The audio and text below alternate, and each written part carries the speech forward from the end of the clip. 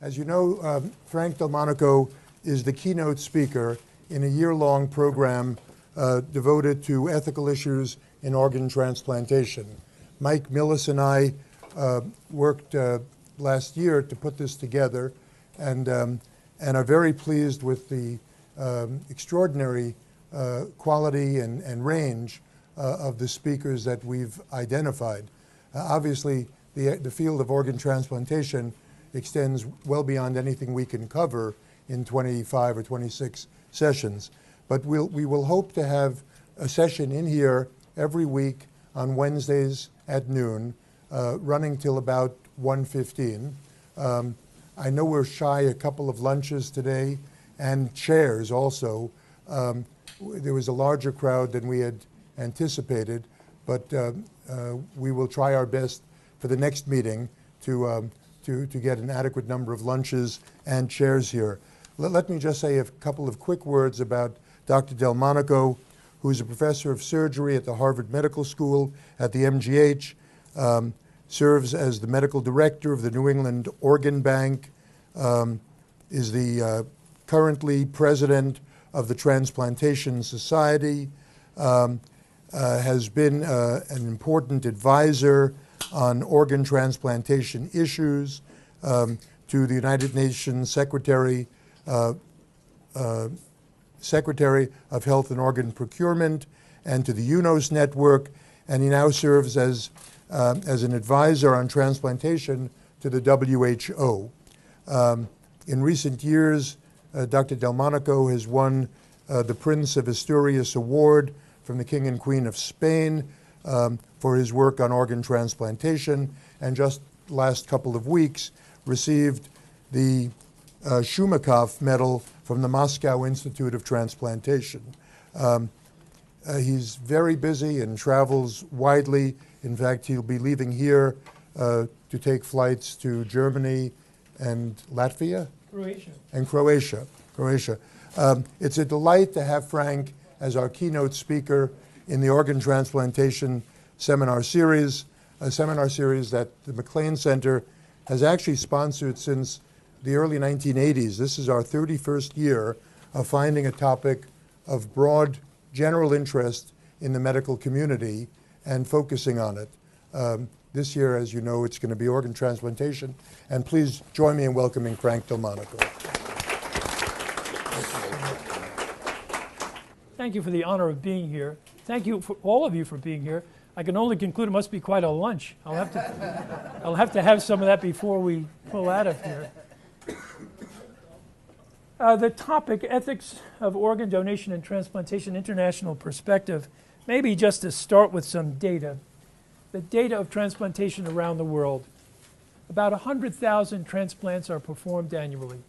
And you can see the numbers by organ specificity. 70,000 kidneys, 20,000 liver, etc. And that number of transplants only represents about 10% of what is needed. About 1 million patients would serve the benefit of transplants annually. If you think about the geographical regions of the world in terms of the numbers of transplants that are performed, in the US alone, 28,000. In the European Union, 28,000.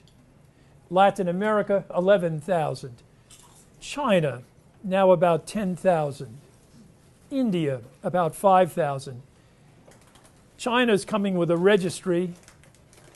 India doesn't have one yet, but we get this information mainly from the pharmaceutical industry. The profile of transplantation in the world varies greatly. And so this is an interesting slide in my view when one is discussing international transplantation. I'm looking pointer-wise here. And, that's okay. Just that graphic. Perhaps just use the mouse as the pointer. Thank you, Michael.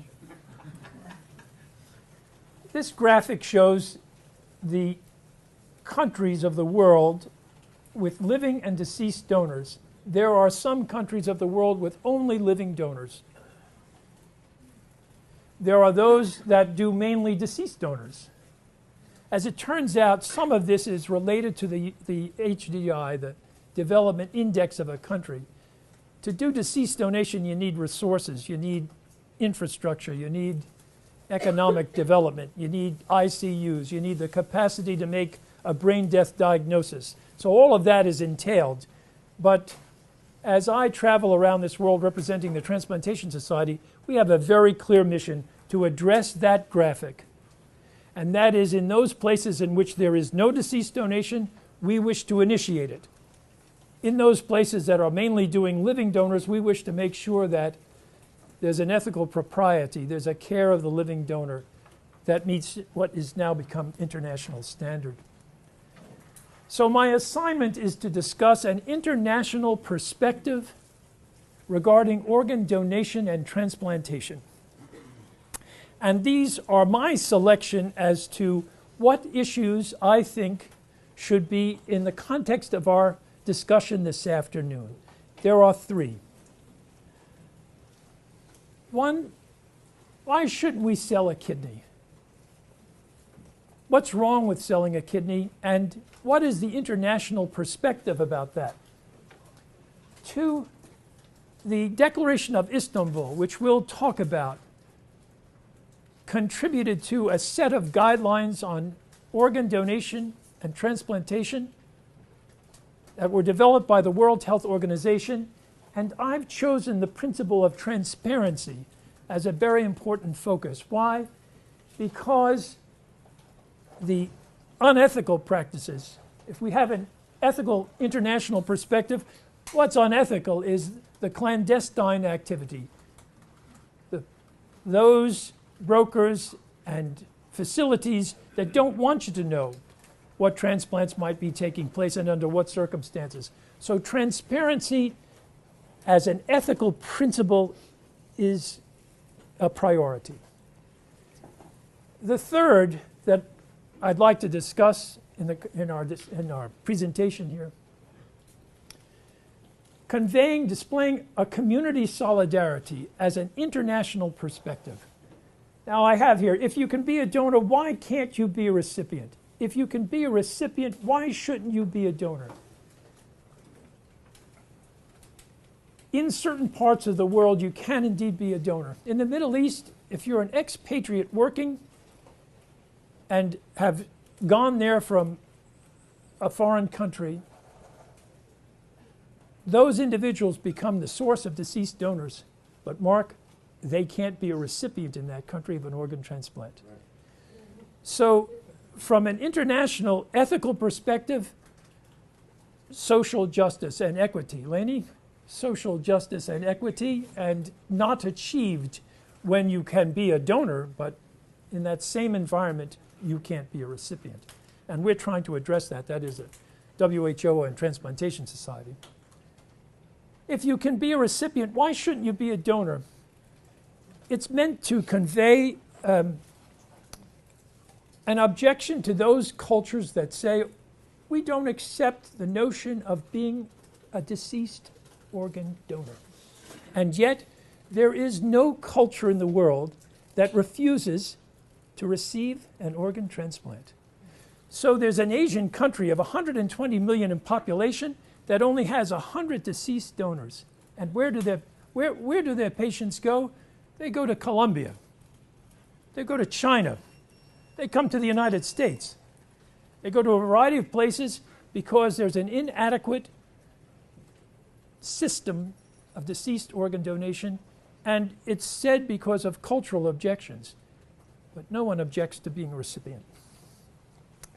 Now, those are the elements that I wish to bring to attention from an international perspective, and I'm hopeful that we can get through this. There's a lot here, but let me take you down the road of each of these. The first two they've reached an international standard threshold. There is no resolve or controversy now around the world to sell a kidney. It's not going to happen by sanctioning from governments. And the refutation of that approach has come from the Declaration of Istanbul, WHO guiding principles, a World Health Assembly resolution, the Council of Europe. I could go on. There's only one country that does indeed permit the selling of organs, and it's Iran. And if we get a chance to talk about that, they themselves have wondered about that practice, and they are moving into deceased donation, which is very gratifying. But the international standard, ethical perspective, there is no move towards buying and selling of kidneys. But only a few years ago, if you were to stand on the shore of Beirut and you look east, it was of some concern. There was no deceased donation, and the approach to transplantation was you simply buy an organ. And it was even some controversy within India, but the most recent amendment of the National Organ Transplant Act in India has solved that. So I wish to be assuring in this perspective that selling a kidney, and we'll talk some about the United States, and of course here we are at the University of Chicago, right? Gary Becker, Richard Epstein. But that's not going to happen around this world. It isn't. The principle of transparency is, again, one now that's reached a threshold of international standard. And it goes to the necessity of having a registry. So you say, well, we should be transparent. But the practical approach of this from the Transplantation Society and the WHO is to say there ought to be, by legislation and by the creation of a central agency that is empowered by the Ministry of Health, a registry of data that is accumulated in each country that gives notice to what transplants, what donors and transplants are taking place. It's a simple observation, but it's a tall order in some places. And as I say, here, even in India, it's a country of 1.5 billion people that does about 5,000 transplants, but there's no precision or accuracy to this at this time. The last has yet to be achieved. That is the notion of social justice, that if you're going to be a donor, you indeed could be a recipient in a certain location. It means that we have to be giving and with a healthcare system that enables patients to be cared for within that system, that, yeah, they could be a donor, but they could never be a recipient. All right, well, here we go. Why not sell a kidney? Why not? Because it is the individual that sells the kidney that is exploited, is compelled to sell a kidney that's victimized. And who are they? Michael, you've seen this picture before. These are bonded laborers in Pakistan. Who are they? This is a tsunami victim in Chennai, India. And I got this picture from Scott Carney, who chronicled her story and that of others, and brought a very credible accounting of organ trafficking in this world. The individual that is victimized by transplant commercialism, defined as buying and selling of organs. Transplant commercialism, by way of the Declaration of Istanbul, targets the impoverished and otherwise vulnerable donors, minors, illiterate and impoverished individuals, undocumented immigrants, political refugees, those that are coming out of the Sudan from the genocide in the Sudan, make their way to Cairo. And in Cairo there's an enclave, and the brokers besiege that enclave, and they use those individuals as vendor donors that sell their kidneys. This isn't a matter of choice. This is a matter of they have nothing, just as you saw that tsunami victim. So, as well, prisoners, of course, in China, the mainstay of organ donation and transplantation has been the executed prisoner. And in 2006, 2007, there were 11,000 transplants done by organs recovered from those that had been executed. That practice is changing.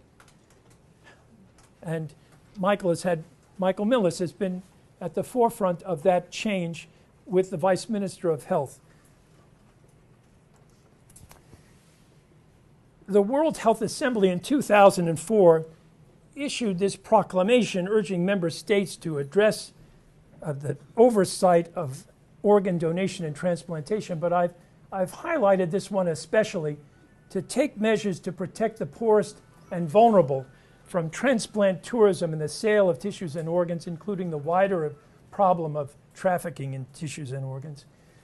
The Transplantation Society, as Mark mentioned, is an NGO. In my capacity as a president of the Transplantation Society, as an advisor to the WHO, TTS works with the WHO in these matters of donation and transplantation, and the WHO gets its marching orders from the World Health Assembly. And in this instance, when it issued this proclamation that we better be noting the poor and the vulnerable that are susceptible to the brokers, the society stepped up and brought representatives from 78 countries to Istanbul, where East meets West, where it enabled all cultures to participate in a deliberation that called for a prohibition of trafficking, tourism, and transplant commercialism. This is a picture of that group assembled. This is yours truly orchestrating but not conducting, conducting with the chairs of each of a variety of sections that addressed the topics of trafficking and tourism and commercialism and made definitions of these, excuse me, and called for a prohibition, and also developed principles of practice that, as I say, went on to be the genesis of World Health Organization guiding principles. I just wish to show you this picture because in this picture, this is a plane that we're all off. At that time, we were on our way to Egypt. But Faisal Shaheen, Mehmet Haberel, Mohammed Saeed, Mustafa Al-Musawi, Ali Reza Bagheri, Marwan Masri, Jeremy Chapman. That's a multicultural group. In 2004 and 2005, there was a very big concern that there was a cultural divide of how their approach would be for organ donation and transplantation. And a culture that said, deceased donation is not our deal, we'll simply buy organs if we have to. That has been dissipated, that has been set aside, and this is a leadership, a multicultural leadership, that has made sure of that through the Declaration of Istanbul. Now, where are we here? I have no illusion. We're in the University of Chicago, and one can't come to this part of the world and overlook the perspective of Gary Becker, Nobel laureate, about incentives as a proponent of an organ market. Why is that? Because it makes business sense, right? Payment for living donor is a very cost-effective, all the way to breaking even if you were to pay $90,000 to the vendor. And here it is that Professor Becker, who will be in this series at some point, so he'll be able to come along and make his explanation, but he'll do so from an economic standpoint, not from a standpoint of the social inequity that is generated by a market form of organ donation, but bringing to attention that it might be about $15,000 if one were to do so in this country. And yes, Richard Epstein, once again here at this university, conducted a symposium upon which they wrote this compendium of the number of papers with Sally Satel, again, who's been a proponent of organ markets. And in that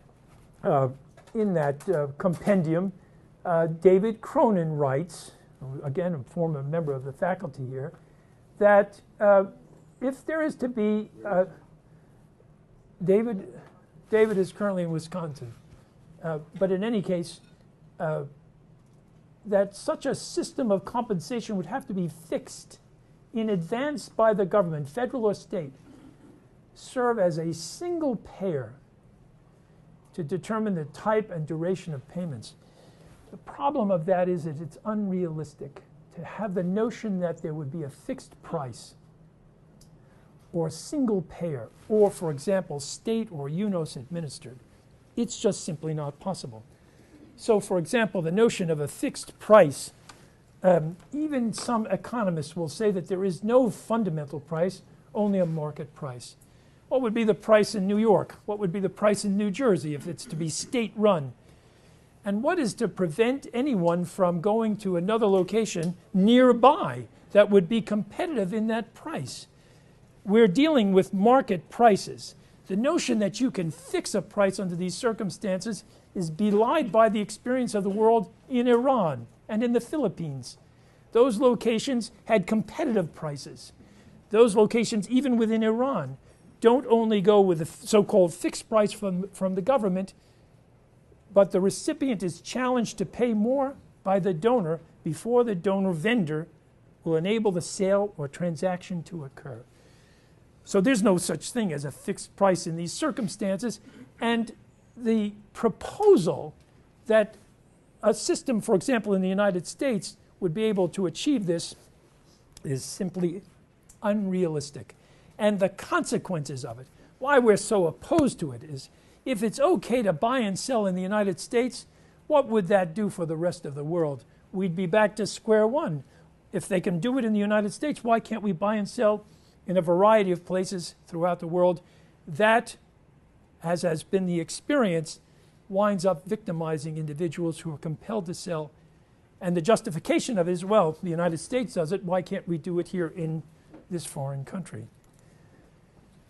This is an advertisement for transplantation in Tijuana. Now, I want to be very clear. I'm not saying that they're buying and selling organs in Tijuana, so we're all understanding of that.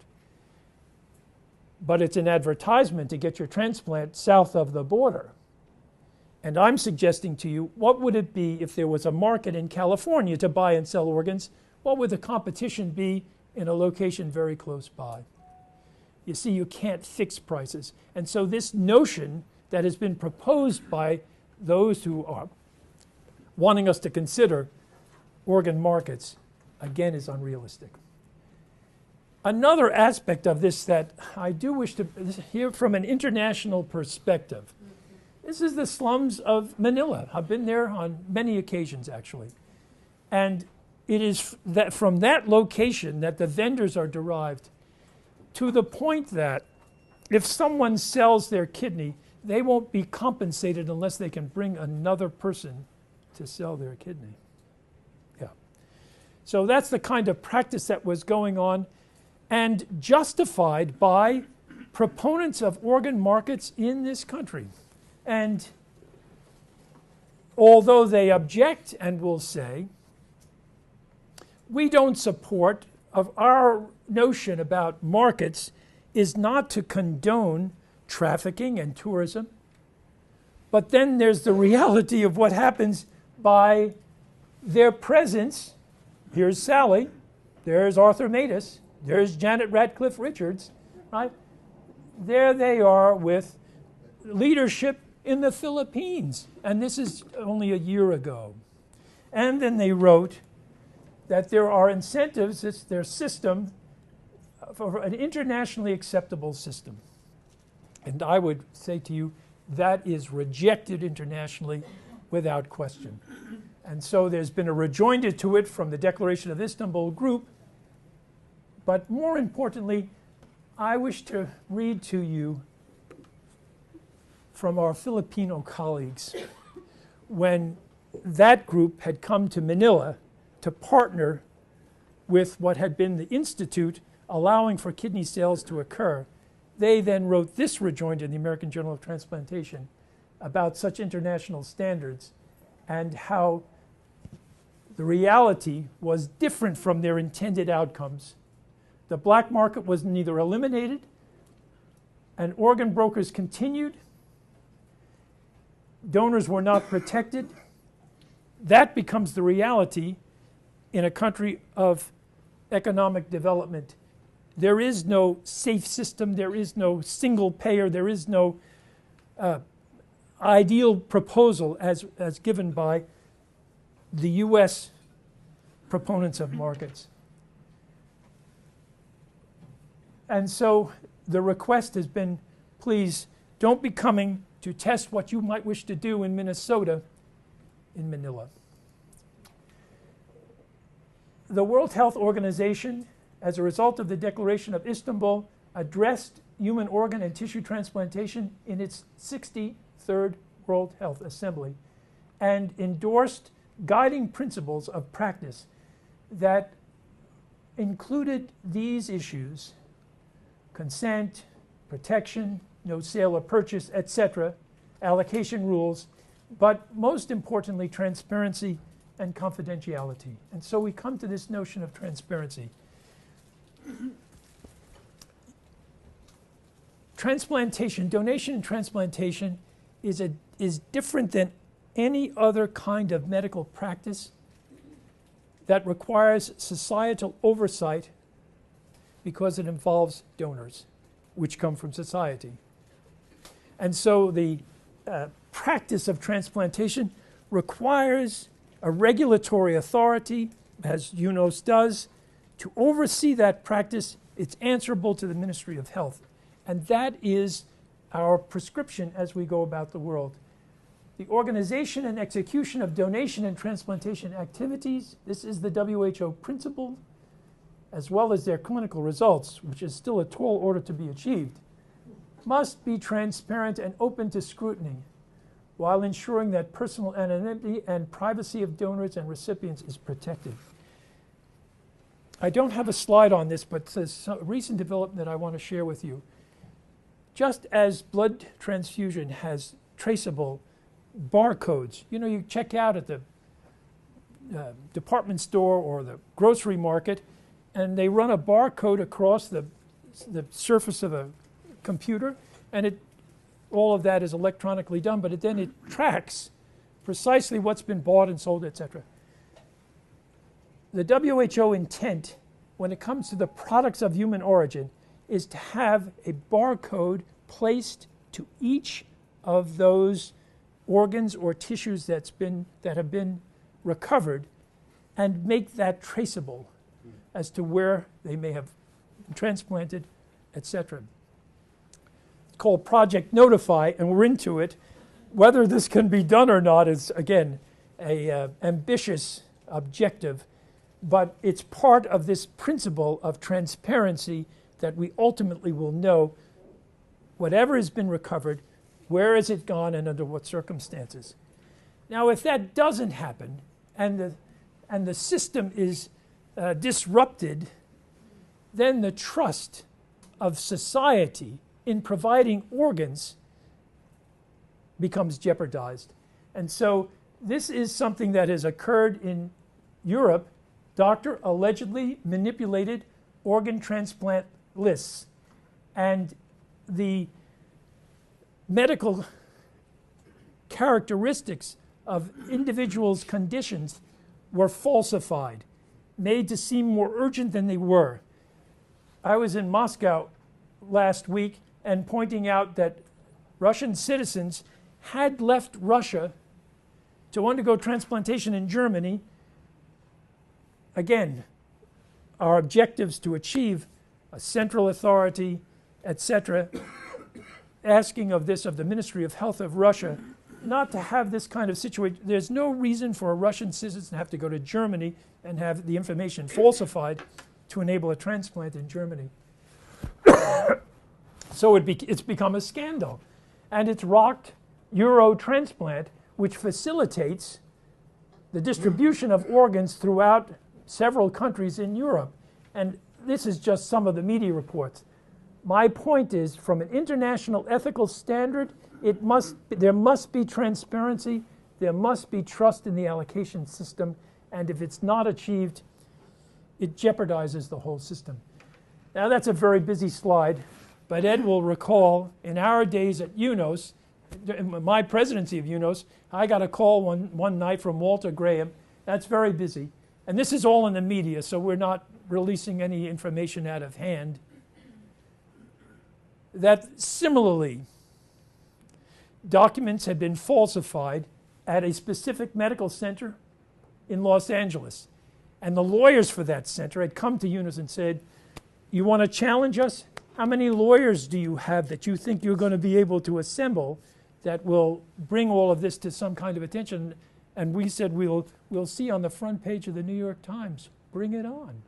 Because transparency and trust in the system is, again, from an ethical international perspective, key And so too is it now that we're trying to develop that country by country. And the practical aspect of that is to have a registry. Well, the summary of events was we had a board meeting, found that institution to be a member not in good standing, and the doctor was eventually acquitted, but it was quite a challenge that all of this went to federal court at one point. And of course it set the institution back financially. But transparency and trust in the system is a very important aspect of organ donation and transplantation. It must be affirmed, otherwise it won't work.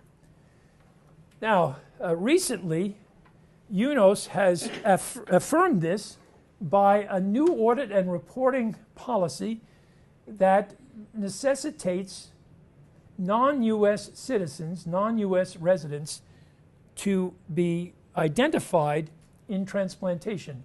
And so there's a transparency in reporting listings of non-US citizens. When I travel the world and I'm in the Middle East, my colleagues say to me, Dr. Delmonico, we just sent a patient to such and such center in the United States. Now, I'm not going to block that or object to that per se, but I think we all need to know, why is it that a patient from the Middle East is coming to the United States to undergo deceased donor transplantation? Why isn't it that the country in the Middle East isn't providing a sufficient number of deceased donors for that individual to undergo transplantation there? And in the United States, is someone disadvantaged by someone wealthy coming from a foreign country to a US institution to get preferential care that enables that transplantation to take place? Again, it's a principle of transparency. It's not for me to say yes or no, but it is for us to be aware. Societal oversight, because the donors come from society. It's not just a matter of medical practice. So I commend the fact that UNOS, Ed, you're on the ethics committee. This has all come through in the last year, and the Declaration of Istanbul and the WHO has been watching this and very enthusiastic in its support of UNOS for this to be accomplished. Community solidarity. I'd like to focus upon Israel as the model of what is taking place today in this aspect of community solidarity. And what was the practice before all this came about? Israelis were going everywhere in this world for transplants. Sri Lanka, Azerbaijan, the Philippines. At one point in the Philippines, 20 Israelis a month were going in to get an organ transplant, living donor organ transplant. That simply was not an acceptable practice. But Israel is now the model of a different practice, which I would say to you should be commended. And Jay Levy has been kind to send me these slides for this presentation. Increase in national organ donation following the implementation of a recent law. And what's that? And Tamar Ashkenazi and Jonathan Cohen and Rafi Bayer are colleagues of the Declaration of Istanbul that we've collaborated, but not by our account. This is all they're doing that I wish to commend, and they're writing of this now in the Lancet and other places. So there's an acknowledgement of what had been causes of low organ donation rate, religious and cultural objection towards the determination of brain death and organ donation, but yet again, no objection to receive an organ transplant. Generous reimbursement of transplant tourism by insurance agencies. It's very cheap to get a kidney in wherever, right? Philippines, wherever, no problem. The insurance agency is making a bit of savings if we send to the Philippines to get our kidney transplant.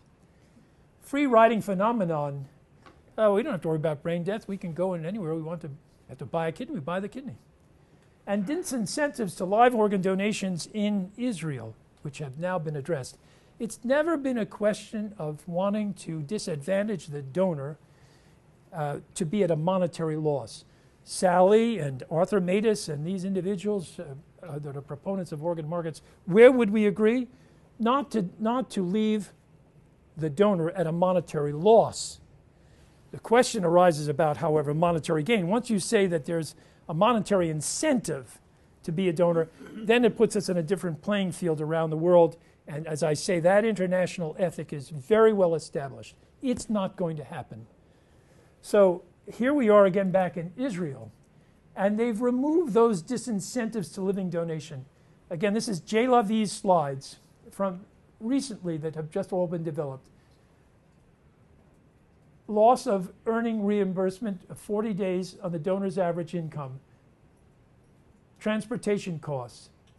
Recovery at a facility within 3 months after donation. Reimbursement of medical, work capability loss, life insurances. The Declaration of Istanbul says that there should be health care provided to the donor. They ought not to be, again, at the mercy of an illness as a result of being a donor, which, as you know, in certain parts of the world, once the donation occurs, they're on their own. There's no insurance for them. And reimbursement for psychological consultations, et cetera, et cetera. Well, this is a very thoughtful approach of what can be done in the care of the living donor and not to leave them vulnerable to monetary loss. Oh, sorry. Oh, now when you back up, you got to back up. Okay. Here's another aspect. If you can be a donor, you can be a recipient. If you can be a recipient, why shouldn't you be a donor, et cetera? All those kinds of equations. In this interest of community, why is it that someone should say, well, we'll be a recipient and not enable themselves to be a donor? So their notion of social responsibility says, if you want to be a recipient, sign up to be a donor, and if you do, you'll get a priority on the list for having signed up. Now that's controversial, obviously, but this is what they've done. A top priority to candidates whose first-degree relative donated organs after death or themselves had been a donor. And then there's a second priority and third priority. And in the interest of time, I won't detail that. But now the list has these priorities computed. And they've indeed written about this registering with priority of donors and with an ethical, Dan Brock, right, from Harvard. And we note the difficulty of ensuring public awareness of the priority system, which is necessary for its fairness. Well, if you travel in Tel Aviv or Jerusalem and you see the public transportation bus, there's a big advertisement along the side of it that you see here, priority and transplantation waiting list to those who sign the donor card now, call that number. What's that doing? Here's the number of individuals that are now registered, and see that there's a trend towards increasing consent within Israel. What's that doing? It's reduced the number of candidates on the waiting list. What's that doing? It's reduced the number of deaths. What's that doing? It's reduced the number of kidney transplantations abroad. Look at that decline. The community is into it. You want to be a recipient? You better sign up to be a donor. You can't have that illogical disconnect. So it's a matter of justice within that society. Here's another wonderful model from Israel that I carry around to the Middle East, for example. That's a letter that Tamar Ashkenazi, who runs organ donation in Israel, she sent me this to say, Frank, I want you to know that we're sending this note out to all insurees. The law in Israel is that you can't buy and sell organs. But now, no insurance benefits will authorize to cover the costs of performing a transplant in a state which does not conform to we don't buy and sell organs. You can't go off to some other place and have the insurance benefits cover that transplant. Well, that's an important precedent in this world. And I wish that our own country would adopt such a system that does not permit a patient to run off to another country and buy and sell organs. So where are we now? Are there countries of the world that are still in the midst of unethical practices? Yes. China. Michael? There's the vice minister. There's Haibu Wang. That's the WHO, Luc Noel. That's presidents of societies. That's the European Society of Transplantation. That's Rutger Plug. The point is, we are addressing the Chinese that have been continuing to use executed prisoners, and that practice is going to change. when you see such an assembly of individuals and having the support of the minister, vice minister of health, that practice is going to change. And what is that? It is to enable a process of deceased donation that does not require the use of the executed prisoner. And I'm hopeful in the recent days, in the coming days, the government will say, if you are to be authorized to be a transplant center in China, you must have an alternative program of deceased donation that doesn't require the use of a prisoner as a source of organs. That's what's coming. And that will really impact this practice, which has been a problem up to now. This is Deborah Boudiani, and that is Tuish, and this picture is taken in Tripoli, Libya, before the revolution. The WHO is taking us everywhere in the world to address organ donation needs. But Deborah is the president, a CEO of an NGO here in the United States that is seeking to have our country address organ trafficking by the Trafficking in Persons report, the TIPS report, the State Department's TIPS report. It doesn't be there yet. The TVPA, Trafficking Victims Protection Act, has not been reauthorized in the last 2 sessions of Congress. Are we surprised? What's happening? Nothing's happening in Congress. But there was an editorial, there's a tension to it. And the President Obama gave this magnificent presentation at the Clinton Global Initiative on the problem of human trafficking. He focused upon labor problems and sex trafficking. But it's all in the same mix of reprehensible activity.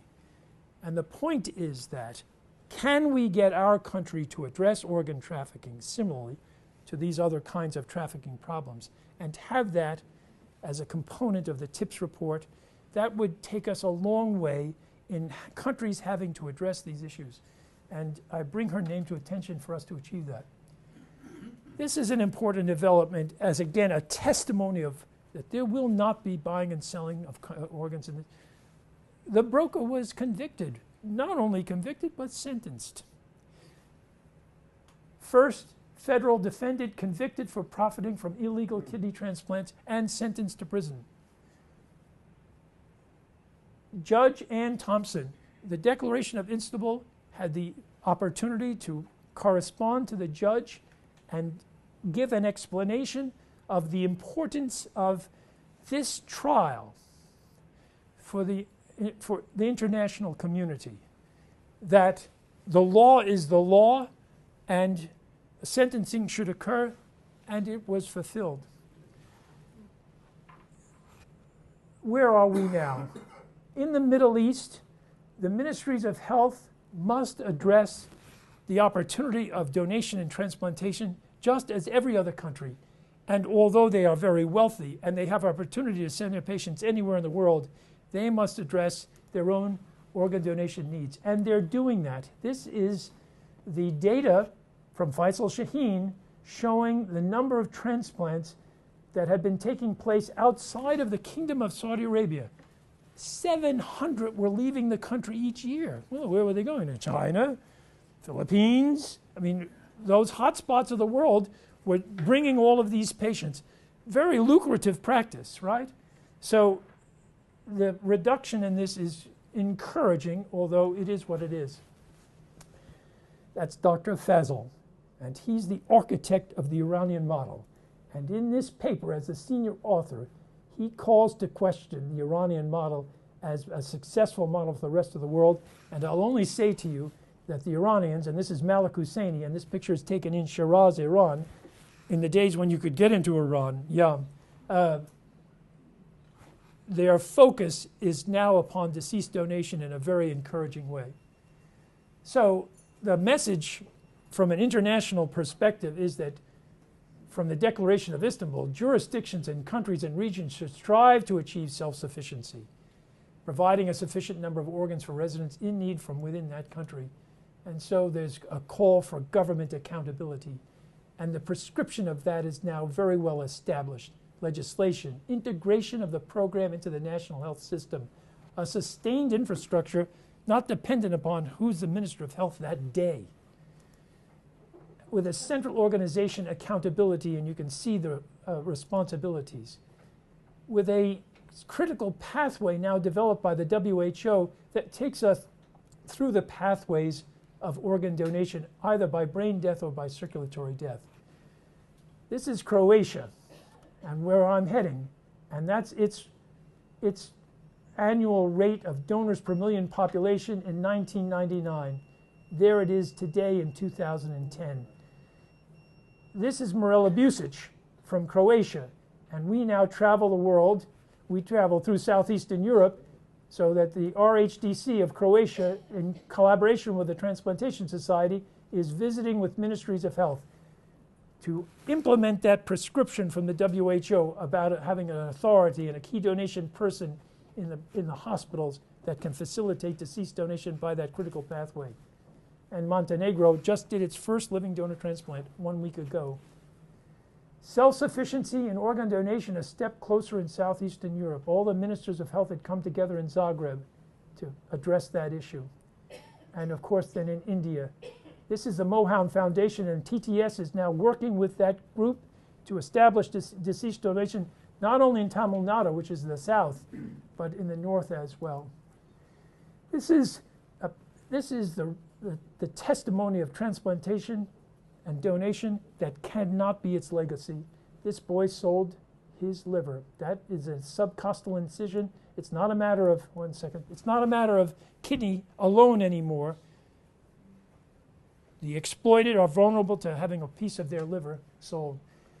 Will we continue to confront and be aware of, as this media report in Der Spiegel about desperation and greed and global yes, we will. But my answer to that comes from a hero of mine in my lifetime, where he called upon Robert Frost, John Kennedy at his inauguration, to bring us into the presence of poetry.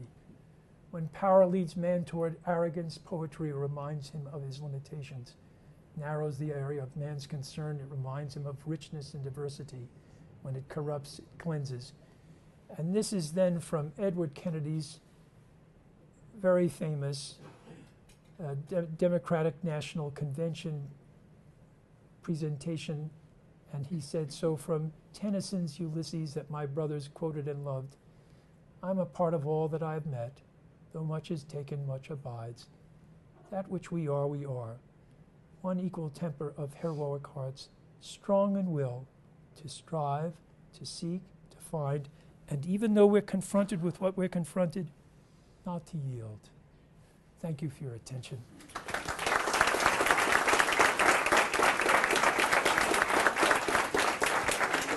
Michael, thank you. Very nice. Frank, thank you very much for this great keynote start to our ethics conference in transplantation this year. I want to start off with a theoretical problem. Sure. So let's have a theoretical country B in which either liver disease, heart disease, lung disease, or liver disease is pandemic. Greater than 50% of the population has a disease that leads that organ to need transplantation. How do you supply those organs within that country, which is the guiding principle, when so many people have the disease that will ultimately lead to transplantation? So the answer on that is that we're not going to have those organs, are we? But then the answer is, what is the cause of the pandemic and how can that be addressed? Let us not take it to the end game of now we need an organ transplant. That country and that Ministry of Health has to address why those individuals have end-stage heart failure, kidney failure, and address the prevention of the consequences of that disease that necessitates an organ transplant. Because otherwise, you're exactly right. There's not going to be a solution of organ transplantation for that country, or to say that they can run off to the rest of the world that has problems with organ shortages as well. So I would say to that country's Ministry of Health, we better figure out why they've got why is this pandemic, And what can we do to resolve that?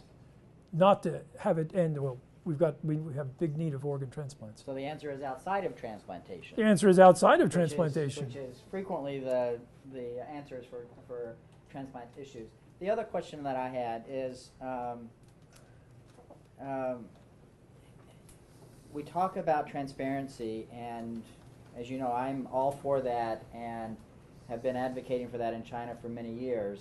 But a problem that we have identified, you and I and Jaifu, et cetera, is the transplants that go under the radar. And we have lots of regulations for those programs that are open and visible.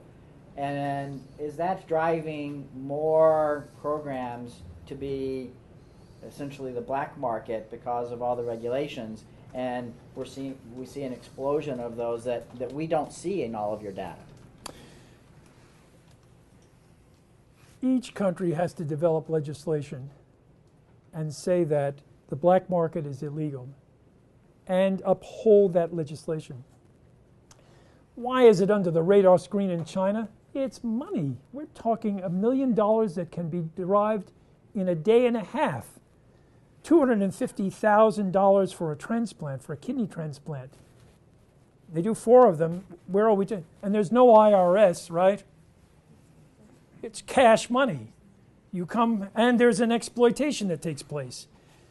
The patient comes to the hotel or the facility, well, I won't say the city, but we know the city. They start out 120,000. It's a week goes by. They go, well, it's now 150,000, 200,000, 250,000. So there's all this kind of shenanigans that goes on. It's tons of money that's keeping that under the radar screen. It's tons of money in bribery and payoffs that's not having the government put the squeeze on that particular location. China is a great country and booming economy. But for the minister to put control on this, he has to navigate his way through lots of different obstacles. What we can try and do is to be of help and know of when those instances take place. I'll give you an example. As I'm sitting in Riyadh, Saudi Arabia, and the guy next to me says, Dr. Delmonico, I want you to know of a 14-year-old girl that just came home from that city, had a kidney transplant in China. The mother took her there. She came home with an obsolescent kidney because it wasn't working. They biopsied the kidney with scarce, glomerular sclerosis galore. Not only that, she got CMV, and she died. Now there's nothing more unjust than to give that anecdote. It's all about money. It's not about medical care. And it's not an easy circumstance when there's plenty of money because it brings power to keep those kinds of practices going. But we're doing what we can. Oh, I know we are. I'll open it up for other questions. I have a couple questions. First is I was interested in how you characterize the possibility of a single payer system to mediate between organ donations and organ transplants. I wanted to know why exactly you see this as an impossibility. It's impossible because you're not going to be able to have a single payer. What justifies you to say that there should be a single payer? You're in the market. Why can't I go to get a better price? Why can't I go south of the border? Why can't I go to China? Why can't wherever the market will take me? The notion that there would be a single payer in the international construct is just not realistic. Nor did it occur in Iran, where there was the intent to have a single payer with a single payment. It didn't happen. So that experience is what propels me to suggest it wouldn't be possible. How is that argument different from the argument against, say, a single-payer healthcare system in the United States? I'm not sure that there are any economic reasons why a single-payer healthcare system is. If we stay in the matter of economics and business, you'll win. You will. So it's more to it than just saying the organ should be commodified, the individual. The consequence of that from this country would be profound in the rest of the world. That's why I'm fighting it so vehemently. I don't dispute your economic thinking. As I say, if we just take it in that context, it's sensible, makes business sense, all those kinds of things. But it won't be the prescription for the rest of the world. And the consequence of the United States doing this, as I say, would be profound. So that's where we are. That's why we're fighting it. But I respect your point. If Professor Becker were here, that's where we would be. He will be. He will be. He's coming here. 4 weeks. Right, and he'll put it all in the economic context, and he wins. But that won't be the social rule of the day. I don't think so. And he's going to have to contend with the WHO and all these other international standards that have rejected that. They certainly know it. There's no mystery about that proclamation of economic benefit, but they haven't adopted it. And I'm suggesting to you why. Because people wind up exploited in the midst of this. Last question, Dr. Saunders. I guess on that same note, a lot of the discussion in the U.S. with living donors has been how to Melinda, what was her name? Melinda? But we haven't had a discussion of how to reduce That's right, it's fine. the financial disincentives like they have had in Israel. What are some things that we can do that are incentivizing people that are What's that? allowing I don't think so. It's fun. financially and socially less fortunate to be able to donate safely both in the short and the long term? So your point is well taken, and I know you look after all the living donors at this institution. So I'm honored to meet you last night. You can make a difference about that in your role in knowing the difficulties that the living donors are confronted with. Make a series of recommendations. There are those at UNOS that need to be very well made aware of those problems. There would be no disagreement. It's been a point that I've tried to make to Arthur Matus and the Sally Satels. Why is it that we can't come together in something we do agree upon and make that a difference? But there hasn't been a resolve up to now. Thank you all. Thanks for having me.